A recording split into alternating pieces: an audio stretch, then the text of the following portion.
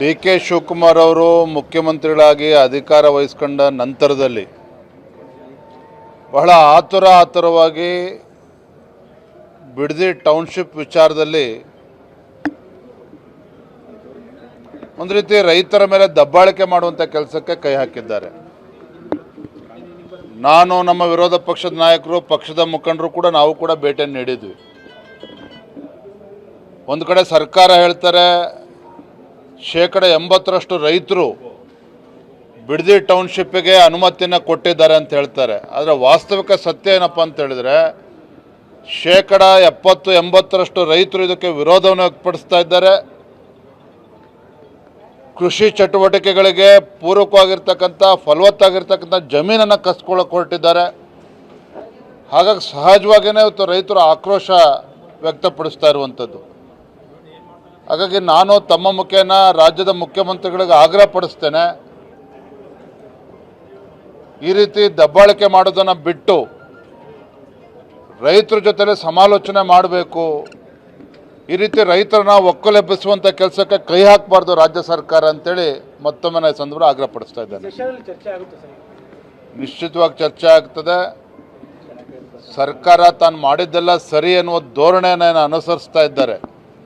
ಇದು ಸಮಗ್ರವಾಗಿ ಚರ್ಚೆ ಆಗಲೇಬೇಕು. ಸದನದಲ್ಲೂ ಕೂಡ ಚರ್ಚೆ ಮಾಡ್ತೇವೆ. ವಿರೋಧ ಪಕ್ಷವಾಗಿ ಬಿಜೆಪಿ ಸಕ್ರಿಯವಾಗಿ ಈ ಒಂದು ಹೋರಾಟದಲ್ಲಿ ಇಳಿತಾ ಇಲ್ಲ ಅನ್ನೋದು ಸಾಕಷ್ಟು ಜನರ ವಾದ. ಆ ಥರ ಏನಿಲ್ಲ. ನಾವು ಕೂಡ ಅದಕ್ಕೆ ಭೇಟಿಯನ್ನು ಕೊಟ್ಟಿದ್ದೇವೆ. ಒಂದು ಕಡೆ SIR ಕೂಡ ನಡೀತಾ ಇದೆ. ಇದ್ರ ಮಧ್ಯೆ ಗೃಹಲಕ್ಷ್ಮಿ ಅದನ್ನು ಕೂಡ ನಾವು ಹೋರಾಟವನ್ನು ತೆಗೆದುಕೊಳ್ಬೇಕು. ಬಿಡದಿಲಿರ್ತಕ್ಕಂಥ ರೈತರು ಎಲ್ಲೇ ಇದ್ರೂ ಕೂಡ ರೈತರ ಪರವಾಗಿ ಧ್ವನಿ ಎತ್ತಬೇಕಾಗಿರ್ತಕ್ಕಂಥ ನಮ್ಮ ಕರ್ತವ್ಯ ಕೂಡ ಇದೆ. ಅದನ್ನು ಮಾಡ್ತಾ ಇದ್ದೇವೆ. ಅದನ್ನು ಹೋರಾಟವನ್ನು ಕೂಡ ರೂಪಿಸ್ತಾ ಇದ್ದೇವೆ.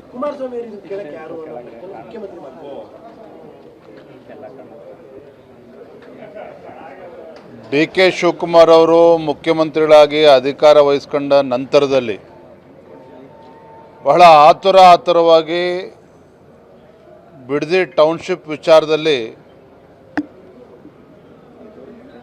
ಒಂದು ರೀತಿ ರೈತರ ಮೇಲೆ ದಬ್ಬಾಳಿಕೆ ಮಾಡುವಂಥ ಕೆಲಸಕ್ಕೆ ಕೈ ಹಾಕಿದ್ದಾರೆ. ನಾನು, ನಮ್ಮ ವಿರೋಧ ಪಕ್ಷದ ನಾಯಕರು, ಪಕ್ಷದ ಮುಖಂಡರು ಕೂಡ ನಾವು ಕೂಡ ಭೇಟಿಯನ್ನು ನೀಡಿದ್ವಿ. ಒಂದು ಕಡೆ ಸರ್ಕಾರ ಹೇಳ್ತಾರೆ 80% ರೈತರು ಬಿಡದಿ ಟೌನ್ಶಿಪ್ಪಿಗೆ ಅನುಮತಿಯನ್ನು ಕೊಟ್ಟಿದ್ದಾರೆ ಅಂತ ಹೇಳ್ತಾರೆ. ಆದರೆ ವಾಸ್ತವಿಕ ಸತ್ಯ ಏನಪ್ಪ ಅಂತ ಹೇಳಿದ್ರೆ 70-80% ರೈತರು ಇದಕ್ಕೆ ವಿರೋಧವನ್ನು ವ್ಯಕ್ತಪಡಿಸ್ತಾ ಇದ್ದಾರೆ. ಕೃಷಿ ಚಟುವಟಿಕೆಗಳಿಗೆ ಪೂರಕವಾಗಿರ್ತಕ್ಕಂಥ ಫಲವತ್ತಾಗಿರ್ತಕ್ಕಂಥ ಜಮೀನನ್ನು ಕಸ್ಕೊಳ್ಳೋಕೆ ಹೊರಟಿದ್ದಾರೆ. ಹಾಗಾಗಿ ಸಹಜವಾಗಿಯೇ ಇವತ್ತು ರೈತರು ಆಕ್ರೋಶ ವ್ಯಕ್ತಪಡಿಸ್ತಾ ಇರುವಂಥದ್ದು. ಹಾಗಾಗಿ ನಾನು ತಮ್ಮ ಮುಖೇನ ರಾಜ್ಯದ ಮುಖ್ಯಮಂತ್ರಿಗಳಿಗೆ ಆಗ್ರಹ ಪಡಿಸ್ತೇನೆ,